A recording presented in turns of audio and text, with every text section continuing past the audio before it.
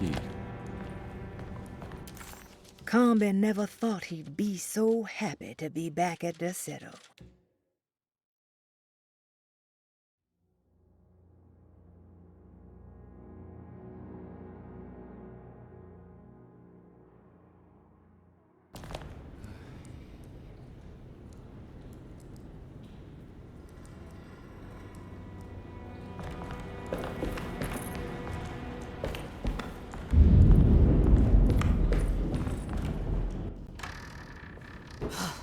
Got to be around here somewhere.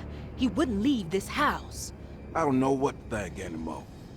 You run into that detective fella? Who is he? Can he be trusted? I think he one of the good guys. Well, you know, like us. Will he be all right with her coming? Praise the mother. You don't need to know about all that. You just help the job. Just calm down. It ain't time yet. God, it hurts. As far as I can tell, Detective Combe seems to be solving problems, not causing them. Just be ready in case he starts anything.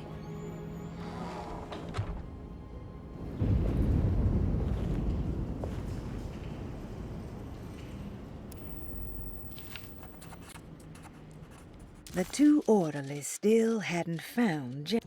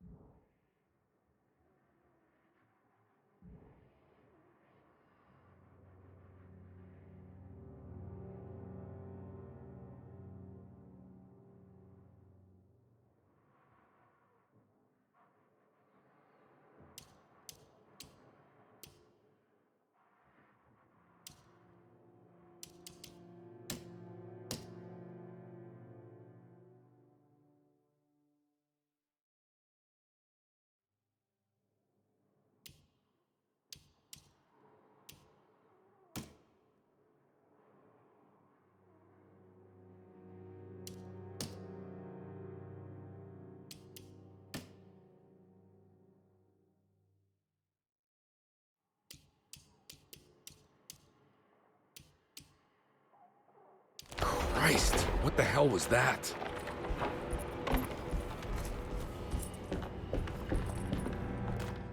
We must have faith that Jeremy's pact with the Dark Man is a bluff. If we are lucky, our visitors will find him and prove it's all nonsense before night falls. What is true is our attempt to call on her. Too many things have happened for this evening to be in vain. Think of Jack and Cassandra.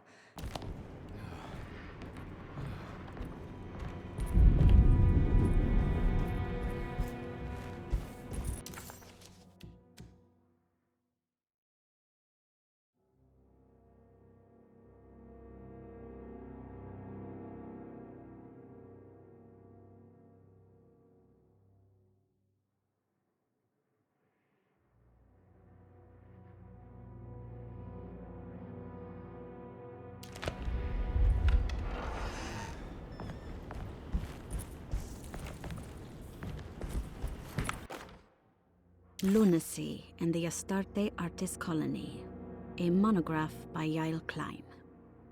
In early 1909, the old Derceto plantation outside of New Orleans was turned into an artists' colony. 3 famous European artists rented the house and the surrounding land from the owner, the Ledoux family. The colony was chiefly run by Sebastian Cortez, who was playfully dubbed the captain by his collaborators, William Arges and Heinrich Kassel. The colony existed for 6 years, until one day all 12 members disappeared without a trace.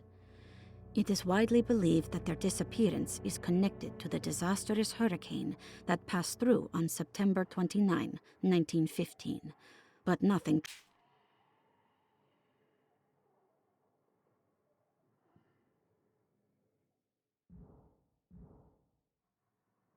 Even the name Derceto is the Greek name of a Syrian fertility goddess. In the case of naming the plantation, Derceto was certainly not an accident.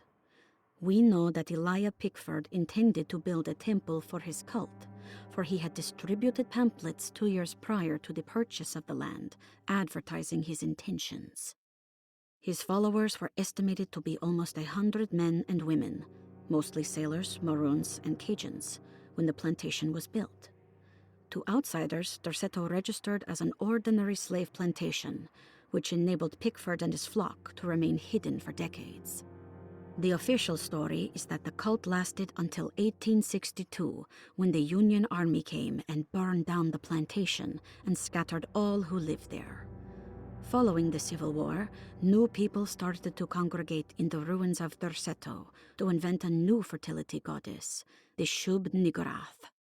As much as Derceto is a particular name to have heard of, it's not entirely uncommon among the learned. Astarte is equally known and could have been subconsciously chosen by well-read artists. Shub-Niggurath is, on the other hand, very uncommon. Almost impossible that anyone in Louisiana would have heard that name. The name is referenced only in rare books like Urnausprechlichen Kulten and the Necronomicon, and is believed to be a bastardization of Arabic words meaning pertaining to the dark young. The few paragraphs printed on the goddess are so upsetting that no one in their right mind would want to build a religion resting on such qualities. The Shub-Niggurath cult was hard to get rid of, but it is believed that despite the police jailing and killing several cultists over the years, the main culprit in the cult's demise is the cult itself, which seems to line up with every instance of cult activity on Derceto's grounds. When Captain J.W. Norton of the Union Army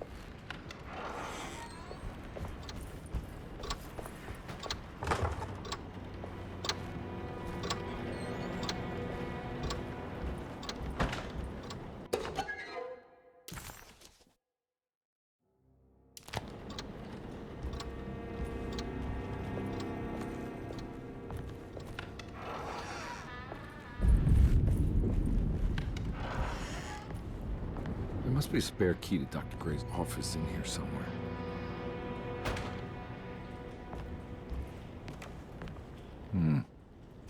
key.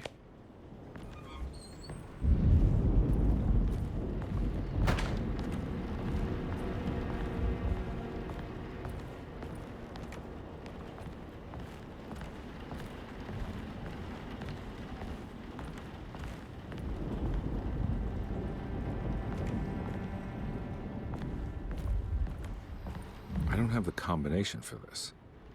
But maybe Jeremy did.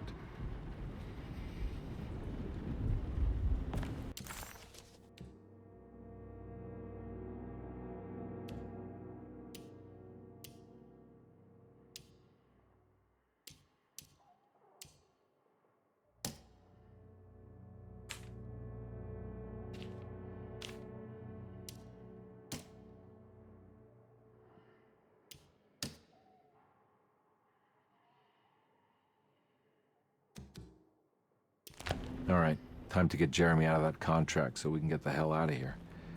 Something tells me I'm gonna have to put my talisman to use.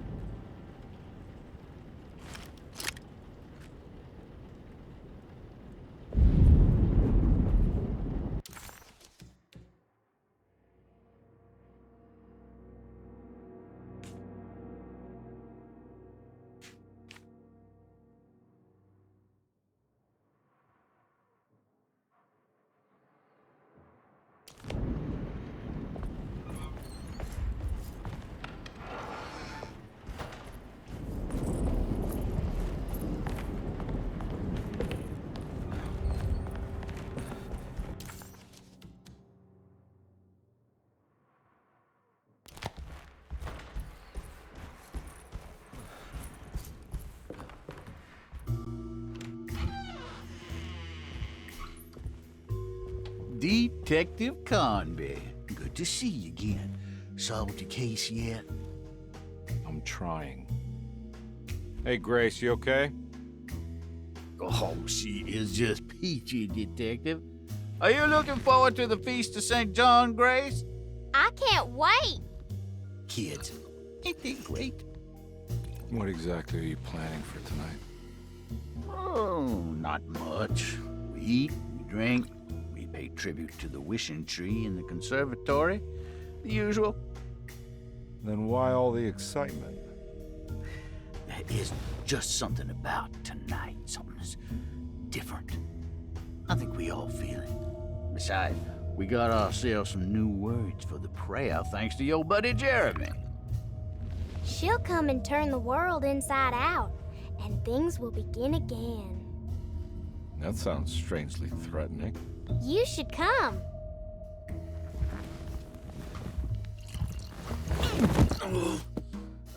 God damn it, Grace. Stay put for once.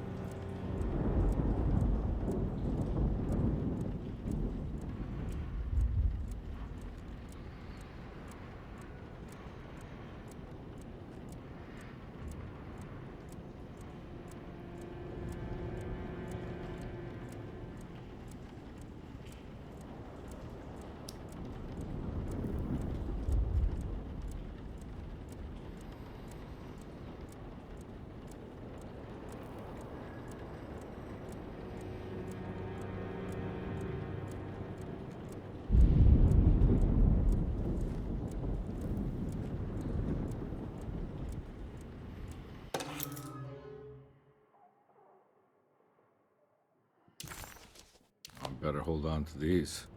Wouldn't want them to get lost. McCarthy was a deadbeat. His mere presence annoyed Conby. It was like watching the worst version of himself mock him by simply being worthless. While Conby enjoyed watching the child outplay the drunkard, there was something terrifyingly familiar about Grease. It was taunting him, like he was supposed to remember.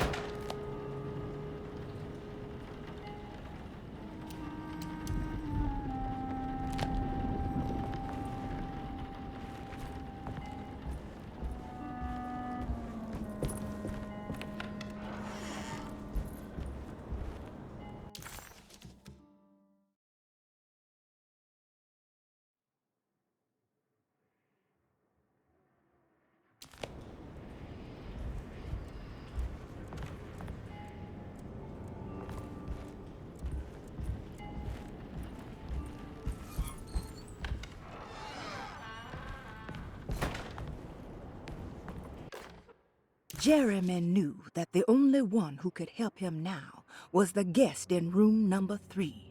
The room seemed to have been empty for so long. But that wasn't allowed to be true.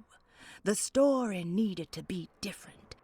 To include something from the outside, he would bring the guest back to room 3 and show them what was in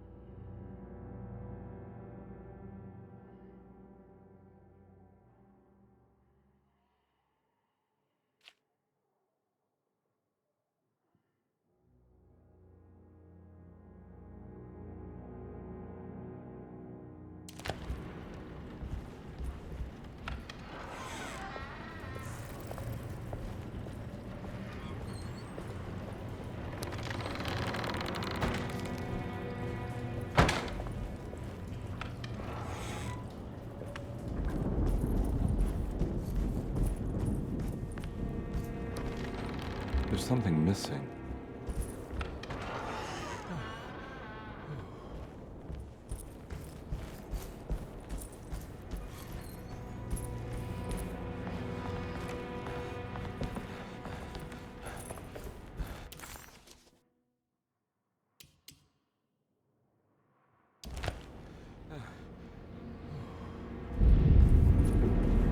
can't leave. I got a job to do.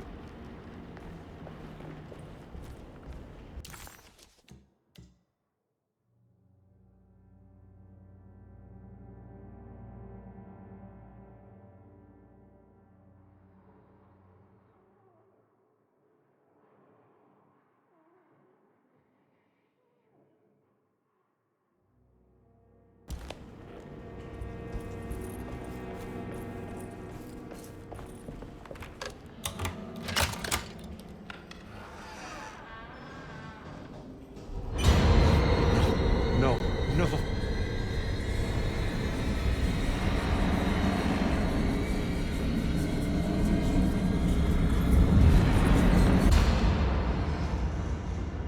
Surprisingly neat. Maybe I've been selling that old barfly short. Looks like McCarthy has something hidden inside.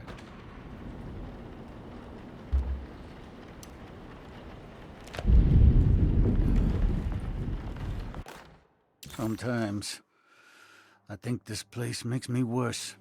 That Derceto might be my grave. A coffin made of ostentatious architecture.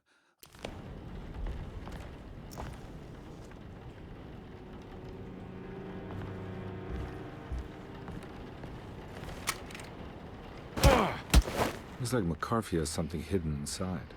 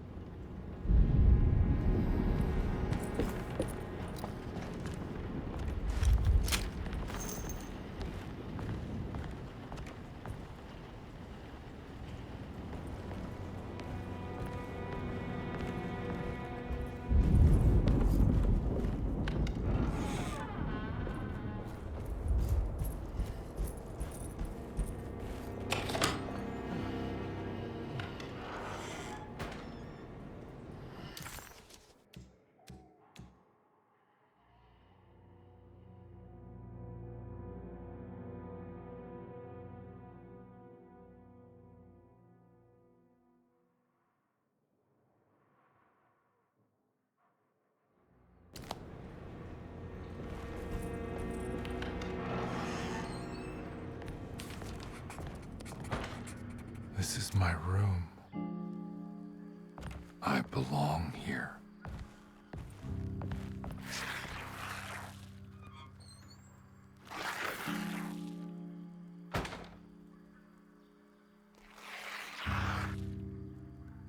I know that number.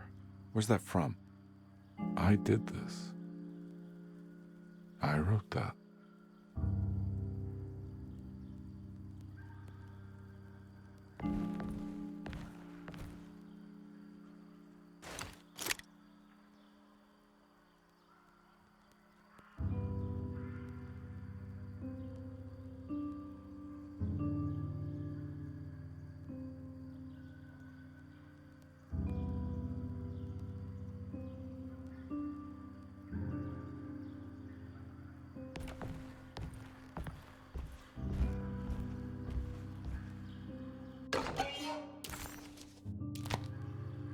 I recognize this view.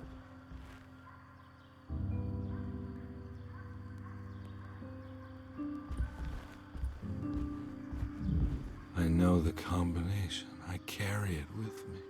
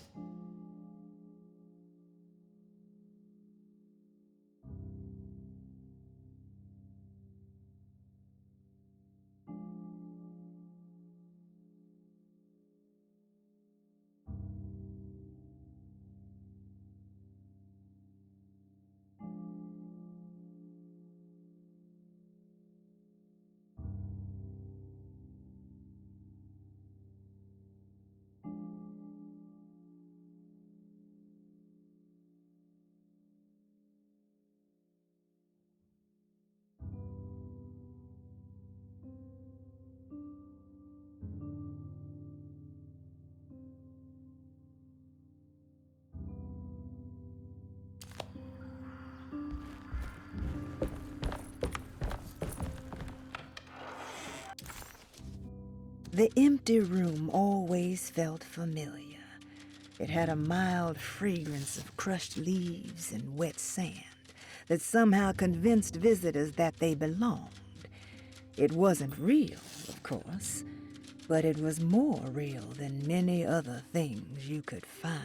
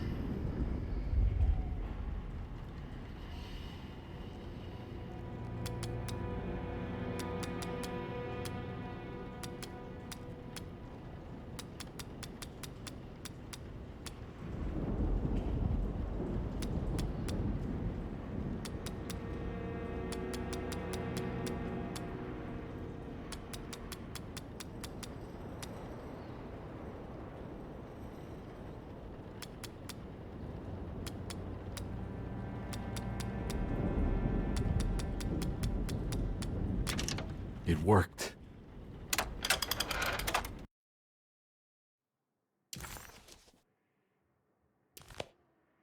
The last guest in the empty room suffered from severe maladaptation. I must write this down, because if I understand the condition sufficiently, it could make me deny this fact at a later date. And there is reason for me to think I may come to suffer the consequences from this dysfunction, as some who came in contact with the guest seemed to adopt a new worldview in which everything was predetermined but broken. Upon accepting this worldview, some memories became unmanageable and later rejected. I do.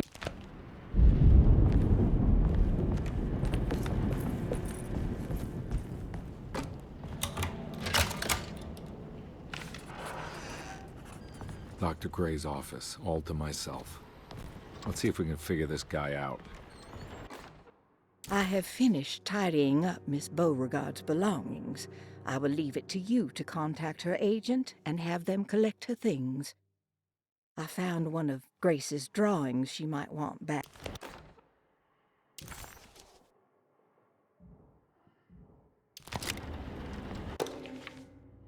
This is where McCarthy has hidden my favorite young.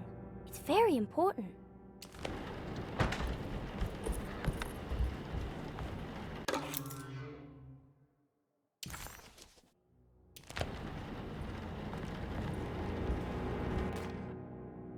Dearest Dr. Manzetti, I find myself in a losing battle with my patient. As I've disclosed in my previous letter, his delusions have him completely captured. It's bad enough that he is torturing himself with paranoia, but his madness turns out to be quite persuasive to others, effectively laying the ground for mass delusion. I am writing to you in hope that you can give me some guidance. Beyond my ambition to avoid devastating surgery on my patient, I have grown worried about my own defenses. The words of my patient are deranged, yet they often resonate with something primitive within me. I have tried photographing his brain with X-rays. It was surprisingly difficult to get good results. Dark blotches on the plates kept obscuring all details. My patient looked at the bad plates and cried out in terror, telling me the dark areas was the shadow of the worm, eating him from inside. I could not see anything out of the ordinary. I hope this is a sign that my mind is not as receptive to the madness as I had feared. After further inquiry, my patient described the shadows inside his mind as some kind of chthonic monstrosity that wants to undermine his sanctuary. This is clearly a reference to a place he calls Teroea, a sort of library or convent that works as a psychological haven. With this imaginary haven threatened by this Chthonian, he has now constructed another, less pleasant hiding spot. Lately, he has been bringing up a metaphor of a steam...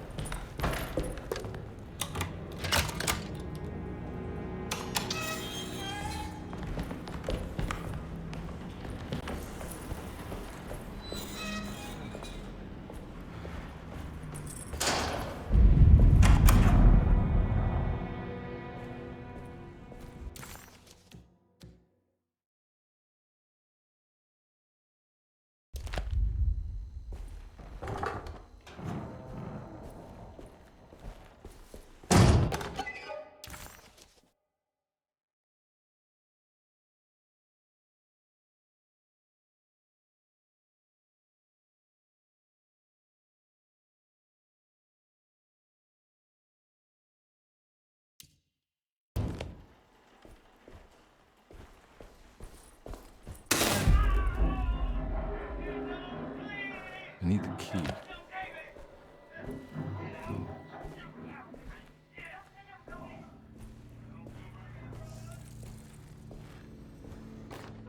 Radiography.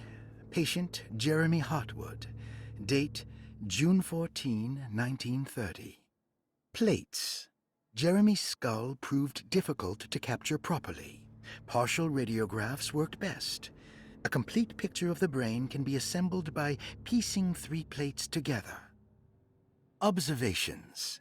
Even when looking at an assembled version, a shadow covers significant parts of Jeremy's brain. Possible tumor, but more likely that the equipment is failing. Jeremy reacted strongly to the pictures and claimed to see a giant clay worm eating and displacing his memories. Notes. While this exercise has left me nowhere closer to an answer, I feel confident that a Burkhardt lobotomy should sever all necessary parts.